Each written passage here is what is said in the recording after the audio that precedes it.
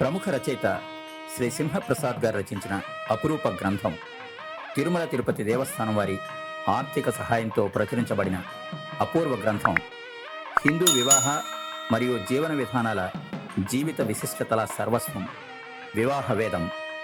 చదువుతున్నది కొప్పర్తి రాంబాబు. నడి వయస్సు. మధ్యందిన మార్తాండుడు ఎంత శక్తి, తీక్షణత, వేడి, వెలుగు కలిగి ఉంటాడో అంతటి తేజవంతమైన దశ నడి వయస్సు. 35 ఏళ్ళు పైబడి 50 ఏళ్లలోపు వాళ్ళంతా కూడా ఈ కేటగిరీలోకే వస్తారు. ఈ 15 ఏళ్లే మనిషి జీవితంలో ఉచ్చ దశ. బాల్య యవ్వనాలను దాటేసి వివాహితులై జీవితంలో స్థిరపడేసరికి నడి వయస్సు మొదలవుతుంది. మనిషి యొక్క అన్ని రకాల గ్రాఫ్లు పైపైకి దూసుకుపోతాయి. ఆరోహణ పర్వం ఆరంభమవుతుంది. ఒక స్థాయికి దూసుకుపోయాక అలసట మొదలవుతుంది. శక్తి సన్నగిల్లుతుంది. దాంతో ఆరోహణ అంతమై అవరోహణ ప్రారంభమవుతుంది. నడి వయస్సు ముగుస్తుంది.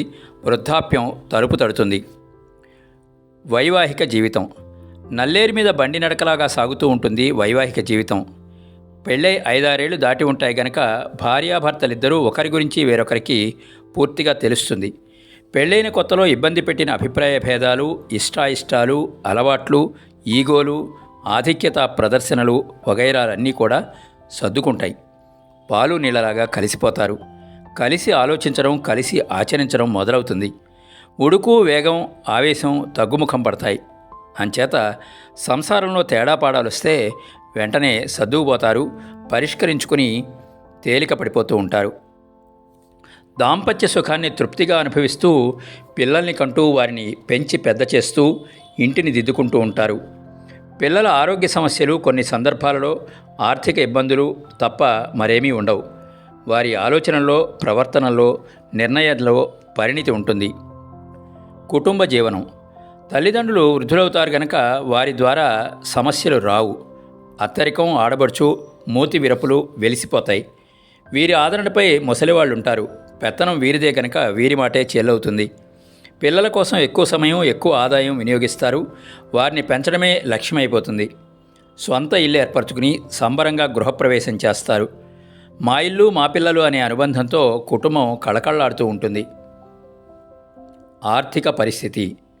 ఉద్యోగం కానీ, వ్యాపారం కానీ, వ్యవసాయం కానీ ఏదైనా ఒక స్థిర ఆదాయం ఏర్పడి ఉంటుంది. 2 చేతులా సంపాదించేంత స్థాయిలో స్టామినాతో ఉంటారు. కెరీర్ కోసం, సంపాదన కోసం రేయింబగళ్ళు శ్రమపడ్డానికి వెనుకాడరు. పొదుపు చేస్తారు. వివిధ ఆస్తుల మీద పెట్టుబడి పెడతారు. పిల్లలకు చక్కని విద్య అందేట్లు చర్య తీసుకుంటారు. ఇంట్లోకి కావలసినవి కొంటూ అందరినీ ఆనందపరుస్తారు. పిల్లలు పెద్దవారయ్యేసరికి ఖర్చులు పెరుగుతాయి.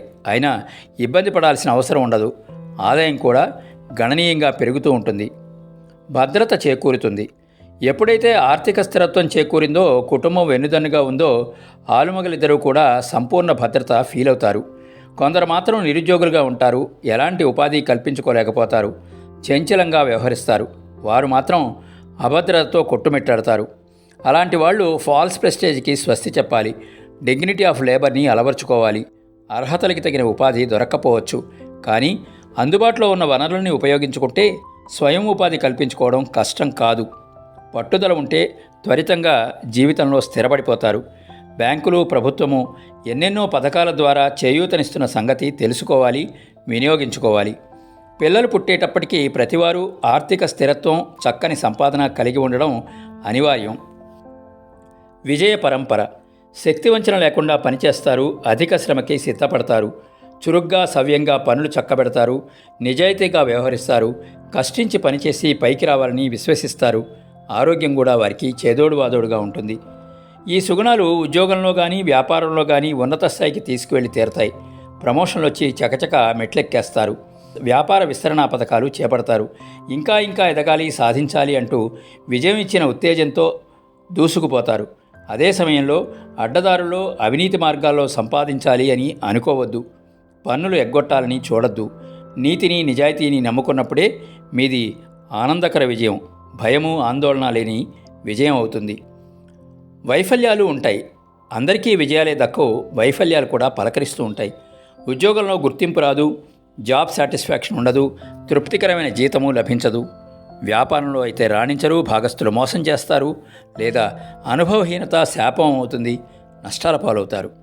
అలాంటప్పుడు నిరాశ నిస్పృహలకి లోనవుతారు, అసంతృప్తితో వ్యసనాల బారిన పడతారు, ఆత్మహత్యా ప్రయత్నాలు చేస్తారు. ఇటువంటి పరిస్థితుల్లో ఏర్పడే మానసిక ఆందోళనను మిడ్ లైఫ్ క్రైసిస్ అంటారు. వారిని, వారి మానసిక స్థితిని కుటుంబం అర్థం చేసుకోవాలి, ఆదరించాలి, హక్కుం చేర్చుకోవాలి. కొత్త ఆశల్ని రేపాలి, ధైర్యం చెప్పాలి, ఊతమివ్వాలి. అవసరమైతే ఉద్యోగం లేక వ్యాపారం మార్చుకోవాలి, కొత్త అవకాశాలని వెతుక్కోవాలి, కొంగొత్త పథకాలు చేపట్టాలి, శ్రేయోభిలాషుల సలహా సహకారాలు స్వీకరించాలి. అనుభవం, నేర్పు, సమర్థత ఉంటాయి కనుక తేలిగ్గానే అందుకుపోగలరు. ఆశించినంత స్థాయిలో కాకపోయినా చాలా వరకు సక్సెస్ కాగలరు. బాధ్యతల మయం. నడివయస్సు యావత్తు బాధ్యతలతో నిండి ఉంటుంది. దానికి ముందు తర్వాత బాధ్యతలు ఉండవని కాదు, ఈ దశలో వాటి గాఢత హెచ్చు. వార్ధక్యంలో ప్రవేశించిన తల్లిదండ్రులకు కొండంత అండగా ఉండాలి. వారికి ఏ లోటు రాకుండా చూసుకోవాలి, ప్రేమగా ఆదరించాలి. వారు తరచూ అనారోగ్యం పాలవుతూ ఉంటారు కనుక ప్రత్యేక శ్రద్ధ చూపించాల్సి ఉంటుంది. పిల్లల చదువు సంధ్యలు ముఖ్య బాధ్యత. వారికి చక్కని విద్యాబుద్ధులు నేర్పించాలి, ఉన్నత విద్య చెప్పించాలి. చదువులు ఎంతో ఖరీదైన ఈ రోజుల్లో ఇది ఎంతో బరువైన బాధ్యత. అయినా ఏ తండ్రి కూడా వెనుకంచ వేయటం లేదు. అప్పో సప్పో చేసి అవసరమైతే ఆస్తి అమ్మైనా సరే ప్రొఫెషనల్ విద్యని అందిస్తున్నారు, విదేశాలకి పంపిస్తున్నారు. ఆడపిల్ల మగపిల్లవాడు అన్న భేదభావం చూపకుండా ఇద్దరినీ సమాన దృష్టితో చదివించడం ఈ తరం పేరెంట్స్ యొక్క గొప్పతనమే. చదువయ్యాక ఉద్యోగ వ్యాపారాల్లో స్థిరపడే వరకు తల్లిదండ్రులకి టెన్షనే. ఆ తర్వాత పెళ్లి బాధ్యత. తగిన వధువు లేక వరుని ఎంపిక చేయడం శ్రమతో కూడుకున్న పని. చిన్న తప్పు లేక అశ్రద్ధ కనపరిచినా దాని ప్రభావం పిల్లల భవిష్యత్తు మీద పడుతుంది. అందుకని ఆచితూచి అన్నీ పరీక్షించి సంబంధం నిశ్చయించాలి. 4 అక్షింతలు వేశాకే అమ్మయ్య అని నిట్టూరుస్తారు. కట్న కానుకలకు, పెళ్లి ఖర్చులకి చాలా సమకూర్చాల్సి వస్తుంది. వెనుక ఆస్తులుంటే పర్వాలేదు, కానీ లేనప్పుడు పెళ్లి అప్పుల నుంచి బయటపడడానికి చాలా టైం పడుతుంది. వ్యసనాలకి దూరం. కుటుంబ బరువు బాధ్యతలు భుజాన పడతాయి. ఇంటికి యజమాని అవుతారు. పెద్దలా వ్యవహరించక తప్పనిసరి పరిస్థితి. అంచేత ఈ వయసులో ఎక్కువగా వ్యసనాలకి దూరంగా ఉంటారు. అది అనివార్యం. లేకపోతే వారి ఆర్థిక పరిస్థితి తలకిందులవచ్చు. పిల్లల మీద వ్యసనాల ప్రభావం పడవచ్చు. ఇంట్లో అశాంతికి దారితీయచ్చు. సమాజంలో పరువు మర్యాదలు కోల్పోవలసి రావచ్చు. అందుచేత దుర్వ్యసనాలకు దూరంగా జరిగి తీరాలి. అంతేకాదు, కోపము, పగ, అసూయ, అత్యాశ లాంటి వాటికి ఎంత దూరంగా ఉంటే అంత క్షేమం, సుఖం కూడా. కొందరు అత్యాశకి పోతారు. ఒకసారి అధిక డబ్బు సంపాదించాలని చూస్తారు. కుటుంబం కోసమే అని చెప్పి తమని తాము మోసం చేసుకుంటారు. పేకాట, గుర్రపందాలు, లాటరీలు నమ్మి వాటి చుట్టూ ప్రదక్షిణ చేస్తారు. కడకి ఇల్లు ఒళ్ళు గొల్ల చేసుకుంటారు. అలాంటి దయనీయ స్థితిలో పడకుండా విఘ్నతతో, దూరదృష్టితో వ్యవహరించాలి. టెన్షన్లు వద్దు. డబ్బు సంపాదించాల్సిందే, అందుకు శ్రమ పడాల్సిందే. అలాగని మితిమీరిన ఒత్తిళ్లకి లోను కాకూడదు. ఉద్యోగులకి టార్గెట్లు పెడతారు. ఇంక్రిమెంట్లు, ప్రమోషన్ల తాయిలాలు చూపిస్తారు. పనిభారం పెంచుతారు. ఒత్తిడి కూడా అధికం చేస్తారు. పిచ్చిగా పరుగులెత్తేలాగా చేస్తారు. యజమానుల లాభాల క్రీడలో పడకూడదు. బ్రతుకు తెరువుకి మధ్య విభజన రేఖ గీసుకోవాలి. బ్రతుకు తెరువుకు ఆవల ఎంతో బ్రతుకు ఉన్నది. అది అశాంతిమయం కాకూడదు. కుటుంబ సంబంధాలను దెబ్బతీయనివ్వకూడదు. అనుబంధాలని, అనుభూతుల్ని చక్కగా కాపాడుకుంటేనే జీవితం ఆనందమయమవుతుంది. వ్యాపారంలో ఉన్నవారు కూడా అదే లోకం అన్నట్టు ఉండకూడదు. దానికి ఎంత స్థానం, ఎంత సమయం ఇవ్వాలో అంతే ఇవ్వాలి. అదే జీవితం అనుకుంటే చాలా నష్టపోవాల్సి వస్తుంది. ఎన్నో అమూల్య క్షణాల్ని కోల్పోవాల్సి ఉంటుంది. డబ్బు వేటలో పరుగుపెట్టి అలిశాక లేక రిటైర్ అయ్యాక వెనుదిరిగి చూస్తే ఎన్నో విలువైన, మధురమైన అనుభవాలు, అనుభూతులు మిస్ అయ్యారో గ్రహించి అయ్యో అని రోదిస్తారు. వైరాగ్యంతో కుంగిపోతారు. అప్పుడిహ ఎవరూ ఏమీ చేయలేరు. కాలచక్రం వెనక్కి తిరగదు. పొదుపు యొక్క ఆవశ్యకత. ఉన్నత విద్య, పెళ్లి, తీవ్ర అనారోగ్యం, ఉద్యోగం పోవడం, వ్యాపారంలో నష్టపోవడం లాంటి ఎన్నో ఉపద్రవాలు రావచ్చు. వాటిని సమర్థవంతంగా ఎదుర్కోవడానికి పొదుపు చాలా అవసరం. భౌతిక సుఖాల కోసం, భేషజాల కోసం అనవసర మితిమీరిన ఖర్చులకి పోకూడదు. ఆదాయంలో సుమారు 20 నుండి 30% భవిష్యత్ అవసరాల కోసం పొదుపు చేయడం తప్పనిసరి. అప్పుడే జీవితం ఒడిదుడుకులు లేకుండా సాగిపోతుంది. రేపటి కోసం. అన్ని రకాల ఉద్యోగాలకి పెన్షన్ సౌకర్యం ఉండదు. వ్యాపారులకి, ఇతరులకి ఉండదు. రిటైర్ అయిన మరుక్షణం నుంచి జీతం ఆగిపోతుంది అని గుర్తుపెట్టుకోవాలి. అందుచేత వారు వృద్ధాప్యం గురించి ముందు నుంచే కొంత శ్రద్ధ తీసుకోవాలి. పిల్లలు ఆదరించవచ్చు, కానీ అలా అని వారి మీద పూర్తిగా ఆధారపడే స్థితి విద్యావంతులైన నేటి తల్లిదండ్రులు తెచ్చుకోకూడదు. తగిన ఆర్థిక స్తోమత, చక్కని ఆదాయం ఉంటుంది కనుక కొంచెం ముందు చూపు ప్రదర్శిస్తే చాలు, ఎవరి దయాదాక్షిణ్యం అక్కర్లేకుండా హుందాగా గౌరవంగా బ్రతకచ్చు. సంపాదన బాగున్నప్పుడే వివిధ ఇన్సూరెన్స్ కంపెనీల వారి పెన్షన్ స్కీముల్లో చేరాలి. నెల నెల లేదా ప్రతి 6 నెలలకి కొంత జమ చేస్తూ పోతే రిటైర్ అయ్యాక లేక వృద్ధాప్యంలో నెల నెలా పెన్షన్ అందుకోవచ్చు. అలాగే ఆదాయం తెచ్చే కొన్ని స్థిరాస్తుల మీద మదుపు చేయాలి. ఆర్థిక భద్రతను చేకూరుస్తూ ఆదాయం తెచ్చిపెడుతూ ఉంటాయి. వృద్ధాప్యం చీకూచింత లేకుండా గడవడానికి తగిన ఏర్పాట్లు ముందే చేసుకుంటే జీవితం ప్రశాంతంగా ముగిసిపోతుంది. సంతృప్తికర స్థాయి. అన్ని రకాలుగాను సంతృప్తికర స్థాయిని అందుకునేది నడి వయస్సులోనే. ప్రాథమిక అవసరాలు తీరతాయి, ఎమోషనల్ అవసరాలు తృప్తి పడతాయి. జీవిత భాగస్వామి, ఇల్లు, సంపాదన అన్నీ అమరుతాయి.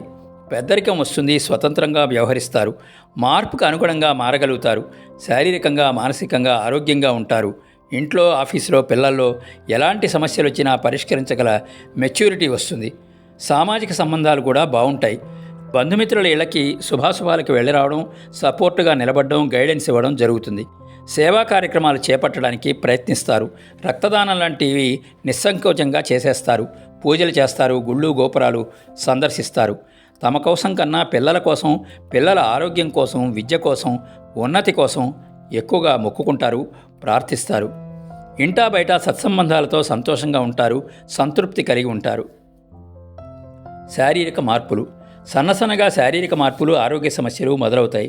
శ్రమలేని ఉద్యోగాల్లో ఉన్నవారు తగిన శ్రద్ధ తీసుకోకపోతే, వ్యాయామం చేయకపోతే అధిక బరువుకి లోనవుతారు. పొట్ట మీద, పెరుదుల్లోనూ అధిక కొవ్వు చేరుతుంది. ఆహారం, మానసిక పరిస్థితి, నిద్ర, విశ్రాంతి, ఒత్తిడి, అలవాట్ల ప్రభావం జీర్ణక్రియ మీద ఉంటుంది. చర్మం ముడతలు పడుతుంది, తేమ తగ్గి కాంతి కోల్పోయి పొడిబారుతుంది. టెన్షన్లు నిద్రలేమి కలిగిస్తాయి, లైంగిక పటుత్వాన్ని, ఆసక్తిని దెబ్బతీస్తాయి. వయసు తెచ్చే మార్పుల్ని అంగీకరించాలి, ఊరికే ఆందోళన పడకూడదు.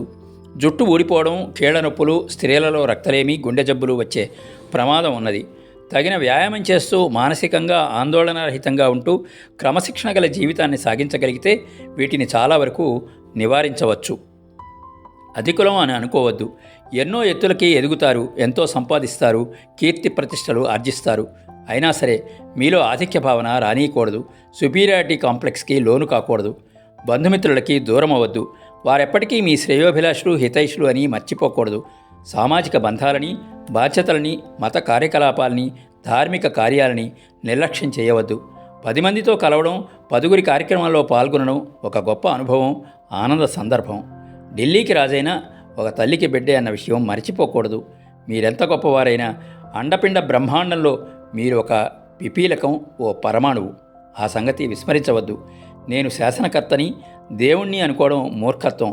మీరెంత అల్పులో, మీ ఉనికి ఎంత అల్పమో వార్ధక్యంలో తెలుస్తుంది. ఆ జ్ఞానాన్ని ముందే పొందమని, తమ స్థానం తెలుసుకుని ప్రవర్తించమని ఉద్బోధిస్తుంది హిందూ ధర్మశాస్త్రం.